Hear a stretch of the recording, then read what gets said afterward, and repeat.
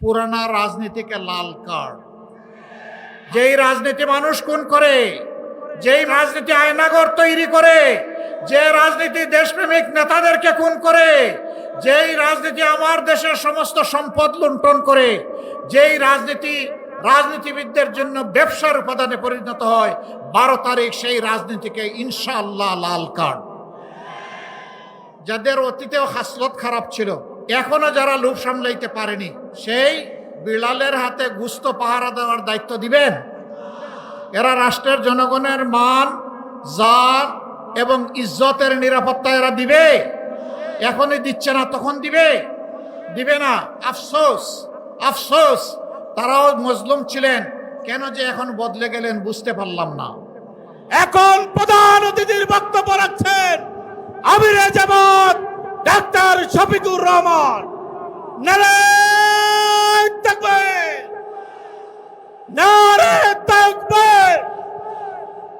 বাংলাদেশ জামাত ইসলামী এর প্রতীক আছে, কোন সে প্রতীক? আওয়াজ করে। ধন্যবাদ। লিল্লাহি তাকবীর, লিল্লাহি তাকবীর। আসসালামু আলাইকুম ওয়া রাহমাতুল্লাহ।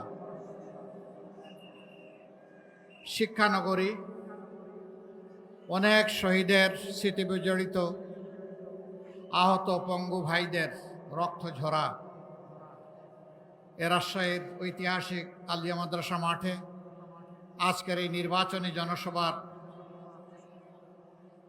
সম্মানিত সভাপতি, সভামঞ্চে বসা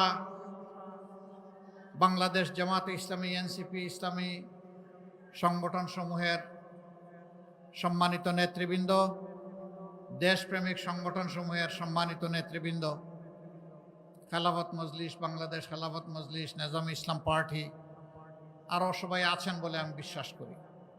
শহীদ পরিবারের গর্বিত সদস্যবৃন্দ, আজকের এই আয়োজনে উপস্থিত ভাই ও বোনেরা, মিডিয়ার সম্মানিত বন্ধুগণ, আমি সংক্ষেপে কয়েকটি কথা বলি, ইনশাআল্লাহ বিদায় নেব। আমি আশা করছি আপনারা সবাই ভালো আছেন। আমি আশা করছি আপনারা অপেক্ষায় আছেন একটা নতুন বাংলাদেশের। সেই বাংলাদেশটা কয় তারিখ পাওয়া যাবে? ইনশাআল্লাহ 13 তারিখ পাওয়া যাবে ইনশাআল্লাহ। আল্লাহ তাআলা আপনাদের মনের এই আকুতি কবুল করুন। স্বাধীনতার পর 54 বৎসর, পাকিস্তান সৃষ্টি হওয়ার পর এখন 54-এর সাথে আরও 23 আমরা যোগ করলে 77 বৎসর এই ভূখণ্ড এভাবেই চলছে। এক ভাই বলেছেন রাজশাহীতে কোনো উন্নয়ন হয় নাই। না, উন্নয়ন হয়েছে দুই ধরনের। একটা হলো কিছু অবকাঠামোগত উন্নয়ন হয়েছে, স্কুল, কলেজ, ইউনিভার্সিটি, তারপরে সামাজিক বিভিন্ন প্রতিষ্ঠান, ব্যবসা প্রতিষ্ঠান, ঘর বাড়ি, রাস্তাঘাট, এগুলার কিছু উন্নয়ন হয়েছে। আবার 54 বৎসরে উন্নয়ন হয়েছে দুর্নীতি এবং চাঁদাবাজির।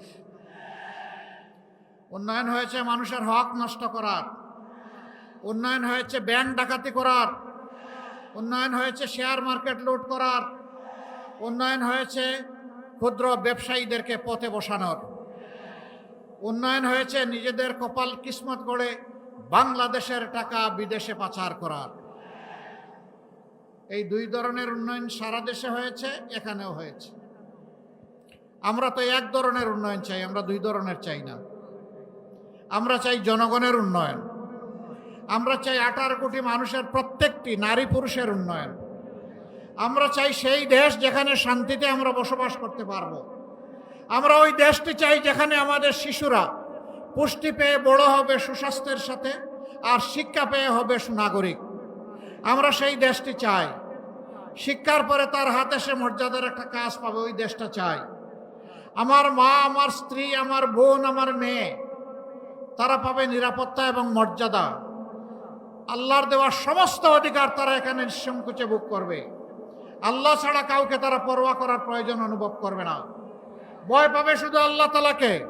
আল্লাহ রাব্বুল আলামিন যাকে সম্মান করতে বলেছেন আমরা তাদের সবাইকে সম্মান করব। যাকে ভালোবাসতে বলেছেন তাদের সবাইকে ভালোবাসবো, কিন্তু আল্লাহর কসম আল্লাহ ছাড়া কাউকে ভয় করব না, নারীরাও না পুরুষরাও না, ভয় শুধু আল্লাহ তাআলার জন্যে। কিন্তু একটা ভীতির রাজত্ব গত 54 বছরে কায়েম করে রাখা হয়েছে।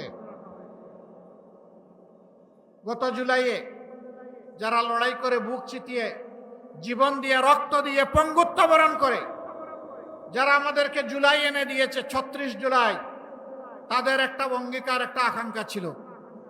তাদের আকাঙ্ক্ষা ছিল তারা একটা বৈষম্যহীন ন্যায় বিচারে ভরপুর একটা বাংলাদেশ চায়। এই জন্য রাস্তায় নেমে স্লোগান দিয়েছে মাত্র একটা, বলেছে উই ওয়ান্ট জাস্টিস। আমরা ন্যায় বিচার চাই। ন্যায় বিচার সমাজে যখন কায়েম হবে তখন সকলেই তার পাওনাটা পেয়ে যাবে। সেই ন্যায় বিচার কে দিবে, কোথার থেকে দিবে? সেই ন্যায় বিচার তারাই দিবে যারা বিচারকে সম্মান করে। আর সেই বিচারের উৎস হচ্ছে আল্লাহর বিধান। আল্লাহর বিধানকে বাদ দিয়ে দুনিয়ার কোথাও ন্যায় বিচার কখনো কায়েম হয়নি, হওয়া সম্ভব নয়। আল্লাহ সমস্ত সৃষ্টির খালেক, আমরা বাকিরা সব মাখলুক। আল্লাহ তাআলা জানেন তার কোন সৃষ্টি কোথায় কি প্রয়োজন, কি দুর্বলতা, কি তার পটেনশিয়াল রয়েছে, এটা আল্লাহর চাইতে কেউ বেশি বুঝে না। সেই আল্লাহ মানব জাতির অভিভাবক, রব, তিনি যে বিধান দিয়েছেন এটা দুনিয়ার সর্বোত্তম বিধান। এ বিধান কারো কোনো ক্ষতি করতে পারে না। বলবেন এই বিধান কি শুধু মুসলমানের জন্য? আমি বলবো না। বলবেন এই বিধান কি শুধু মানুষের জন্য? আমি বলবো না। এই বিধান সমস্ত মানব জাতির জন্য এবং আল্লাহর সমস্ত সৃষ্টির জন্য। কারণ আল্লাহ তাআলা মানব জাতিকে সৃষ্টির সারা জীব হিসাবে পয়দা করেছেন একটা বড় নিয়ামত দিয়ে, এটি হচ্ছে বিবেক, ভালো মন্দ বুঝার যোগ্যতা, কোনটা ভালো কোনটা মন্দ। আর এইটা বুঝিয়ে দেওয়ার জন্য আল্লাহ তাআলা যুগে যুগে নবী পয়গম্বর এবং কিতাব পাঠিয়েছেন। আমরা সকল ধর্মের মানুষকে বুকে ধারণ করে বাংলাদেশ গড়তে চাই। আল্লাহর বিধান কারো উপর জুলুম কখনো করতে পারে না, জুলুম করার প্রশ্নই উঠে না। এদেশে আমরা মুসলমান, হিন্দু, বৌদ্ধ, খ্রিস্টান, নারী, পুরুষ, এই দেশে বহু নৃতাত্ত্বিক গোষ্ঠী আছে, সাঁওতাল ভাই বোনেরা আছে। আমরা সবাইকে নিয়েই আমাদের বাংলাদেশ। এই স্টেজে কিংবা সামনে, ডানে কিংবা বানে, দেখবেন যে দুইটা মানুষ হুবহু সমান না, কিন্তু সবগুলা মানুষ মিলেই আমাদের এই সমাজ। আমরা এই জাতিকে আর বিভক্ত করতে দেব না। আমরা ঐক্যবদ্ধ একটা জাতি নিয়ে এগিয়ে যেতে চাই। এই জন্য আমাদের 11 দলের স্লোগান হচ্ছে ঐক্যবদ্ধ বাংলাদেশ। আমরা আর বিভক্ত করে জাতিতে জাতিতে, মানুষে মানুষে আর হিংসা এবং বিদ্বেষ জাগিয়ে রাখতে কাউকে দেব না। সম্মানিত ভাই ও বন্ধুগণ, আমাদের কথা সাফ। আমরা আল্লাহর দরবারে ওয়াদাবদ্ধ, জনগণের কাছে ওয়াদাবদ্ধ।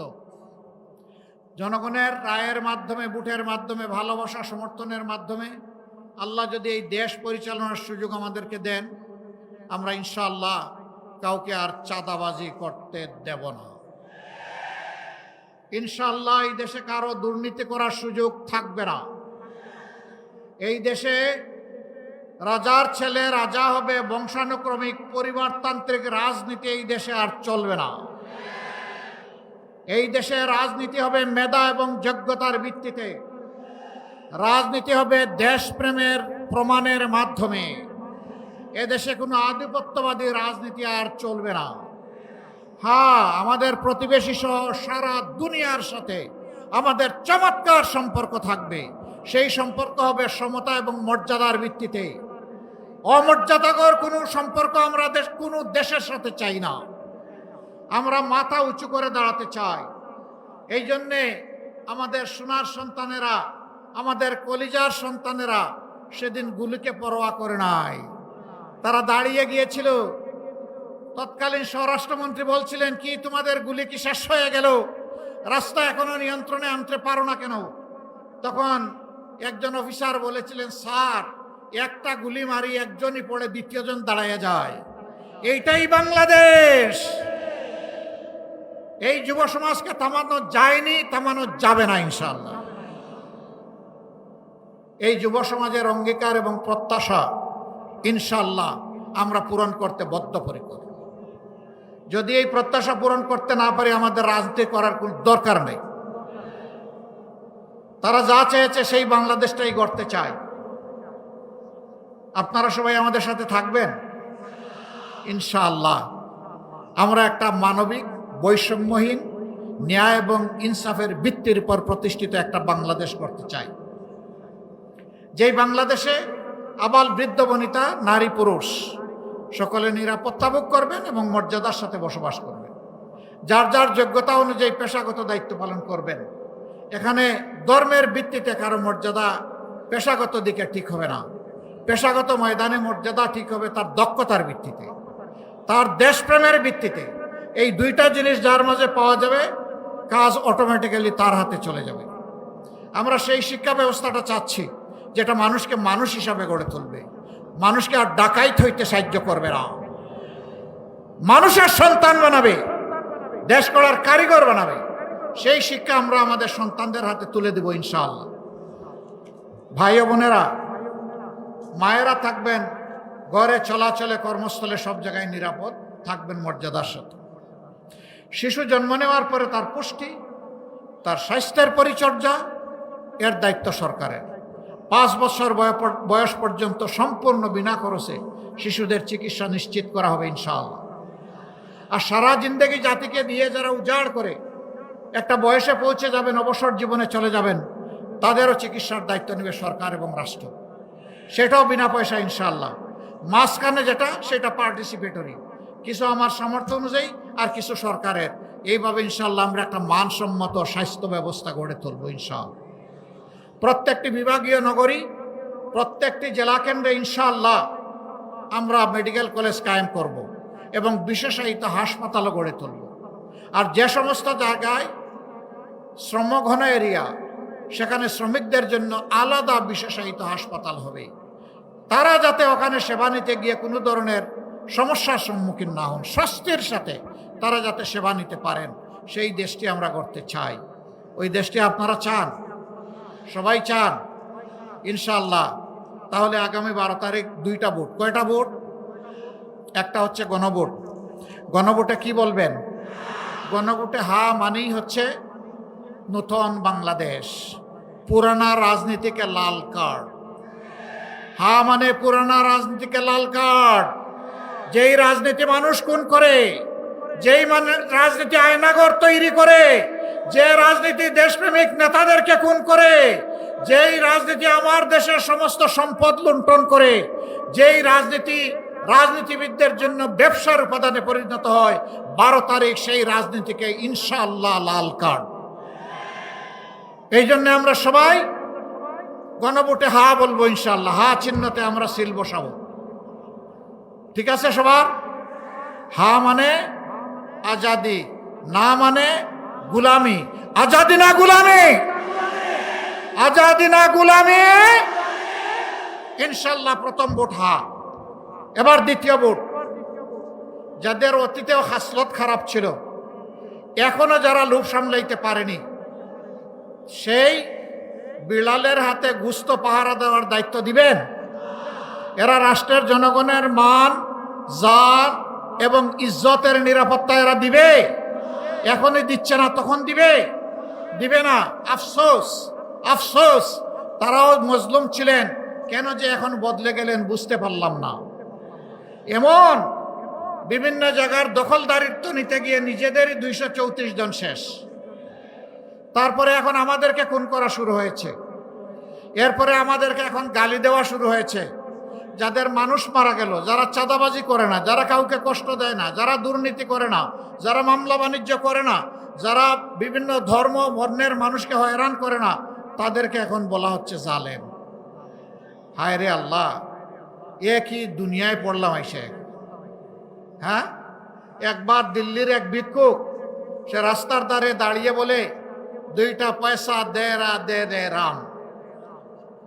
তোর বস্তা যখন ভরে গেছে, কয়েন বা মুদ্রা পাইতে পাইতে এবার টান দিছে, আর উঠাইতে পারে না।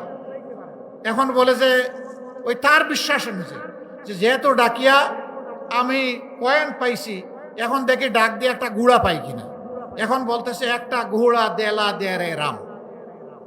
এক দারোগা সাহেব, তিনি তার মেদি ঘোড়া নিয়ে চলছিলেন, হঠাৎ করে রাস্তায় বাচ্চা প্রসব দুইটা।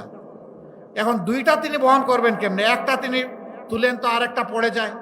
এখন দেখেন যে একজন গুড়া চাইতেছে, আস্তে করে আনিয়ে বাচ্চা একটা তার গাড়ি উঠে দিলেন, নে এখন তুই নে। এখন বলতেছে উল্টা সমজিলা রে রাম, আমি চাইলাম গুড়ার পিঠে উঠবো, এখন গুড়াই উঠে গেল আমার ঘাড়ে, আমি তো এটা চাইনি। এদেরকে বলবো চোখ মেলে দেখেন জনগণ আপনাদেরকে কিভাবে দেখে। আজকে যুবকদের উত্থান শুরু হয়েছে পরিবর্তনের পক্ষে, নতুন বাংলাদেশের পক্ষে।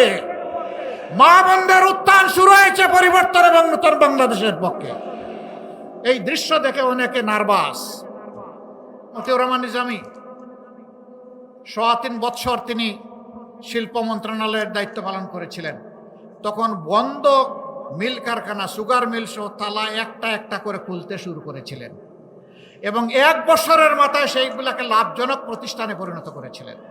চুরি বন্ধ হওয়ার কারণে এটা সম্ভব হয়েছিল। ইনশাআল্লাহ যদি আপনাদের রায়ের প্রতিফলন ঘটে, ১৩ তারিখ থেকে বলা লাগবে না, অটোমেটিক্যালি অনেকের কান এবং নাক খাড়া হয়ে যাবে। বাংলাদেশ নতুন রাস্তা খুঁজে পাবে ইনশাআল্লাহ। এরপরে বলা হয়েছে এখানে সিএনজির সরবরাহ নিশ্চিত করা। হ্যাঁ, আমাদের ব্লু ইকোনমিতে সমুদ্রে এখনো আমরা সম্পদ আহরণে ঢুকতে পারিনি। আল্লাহ যদি আমাদেরকে তৌফিক দেন, কারো চোখ রাঙ্গানির পরোয়া করব না ইনশাআল্লাহ। দেশের সম্পদ দেশের মানুষের জন্য তুলে আনার জন্য সর্বাত্মক চেষ্টা করব। তখন ইনশাআল্লাহ মনের মতো করে দেশের চাহিদা সব জায়গায় পূরণ করা যাবে। আপনারাও পাবেন ইনশাআল্লাহ, দোয়া করেন। এবার আমি আপনাদের হাতে আপনাদের জনগণের প্রতীক তুলে দিচ্ছি। তবে একটা কথা সাফ করতে চাই, একেবারে সাফ। আমরা ১৩ তারিখ থেকে বাংলাদেশ জামাতে ইসলামের কোনো সরকার চাই না। আমরা ১৩ তারিখ থেকে কোনো দলীয় সরকার চাই না। আমরা ১৩ তারিখ থেকে কোনো পরিবার এবং গোষ্ঠীতান্ত্রিক সরকারও চাই না। আমরা জামাতে ইসলামের আমি বিজয় চাই না, আমি চাই বাংলাদেশের ১৮ কোটি মানুষের বিজয়। সেই বিজয় যদি অর্জিত হয়, ইনশাআল্লাহ এটা সকলের বিজয় হবে। সেদিন আল্লাহর মেহেরবানিতে আমরা সেজদায় পড়ে যাব। আমরা ওই দিনটার অপেক্ষা করছি। আপনারা এখন থেকে দোয়া করতে থাকেন, কোনো কালো চিল আসমান থেকে এসে ছু মেরে যেন আমাদের স্বপ্নকে এলোমেলো করে দিতে না পারে। এখন থেকে পাহারা বসাবেন। কোনো ভোট ডাকাত, ভোট চোর, ভোট ইঞ্জিনিয়ার কাউকে আবার কোনো ছাড় নেই। সিনা মজবুত করে, হাত শক্ত করে আমাদেরকে দাঁড়ায় যেতে হবে ইনশাআল্লাহ, এবং আমরা ইনশাআল্লাহ পারবো। ইনশাআল্লাহ আমাদেরকে পারতে হবে, না হয় বাংলাদেশ হেরে যাবে। সেই সুষ্ঠু ভোট নিশ্চিত করার জন্য এখন থেকে আপনারা পাহারা বসাবেন ইনশাআল্লাহ। সারা বাংলাদেশের পক্ষে এখন জোয়ার শুরু হয়েছে।